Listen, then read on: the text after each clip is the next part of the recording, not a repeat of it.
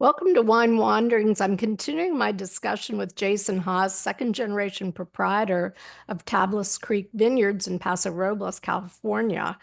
Jason, you've been one of the first or the first to be certified regenerative organic. Explain to our readers what that means and how that happened.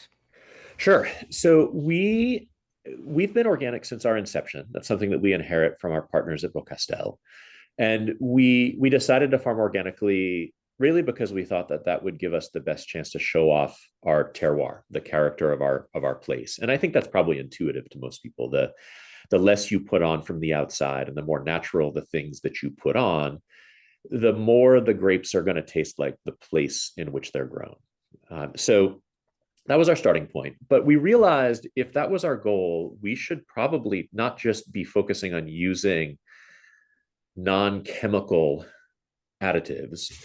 We should be trying to eliminate everything from off the farm. And so instead to create as balanced and complete an ecosystem as we could. So for example, instead of bringing in organic fertilizer, we decided it would make sense to have our own flock of sheep creating our own fertility from our own weeds in the vineyard. Instead of spraying with organic soaps and oils to control pests, we thought it would be better to plant insectaries that would attract the insect predators, the natural predators of the things that we didn't want, and build owl boxes to hunt the gophers and ground squirrels that were a problem. So in 2019, we got a call from a group called the Regenerative Organic Alliance asking if we'd be interested in joining the pilot program for a new certification. And when they explained it to us, it made a ton of sense. It starts with organic, so you need to be eliminating chemicals from your vineyard, and we already had. But then beyond that, it set out a program through which you could certify that the things that you were doing were having positive benefits in four pillars. So it's soil health. So all of those things of building microbial diversity and lots of organic matter in the soil, eliminating tillage so that you're fixing that carbon dioxide that gets pulled out of the atmosphere and into the soil where it's helpful.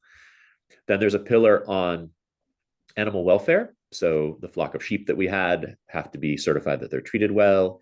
There's one on farm worker fairness. So you have to be paying your farm workers a living wage for where you are. They have to have good working conditions. They have to know their rights as farm workers.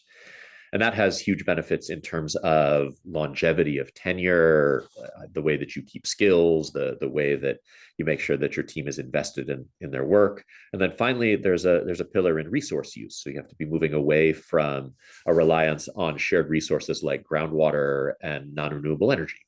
We're 100% solar powered. We are largely dry farms, so we use 80% less water per acre than the California average. So taken together, this regenerative organic certification, it basically ensures that the side effects of a farm or business's decisions are going to be positive, not just on their product, I mean, yes, on their product, but not just on their product, also on your soil, on your neighbors, on your community, and on the broader environment. So I think that wine has this incredible opportunity to lead in this because all of these choices that you're making are also a way of making longer lived grapevines, better wines with more character, and kind of lighting the way for a future of agriculture where agriculture's side effects, the impacts on the broader society are positive rather than negative.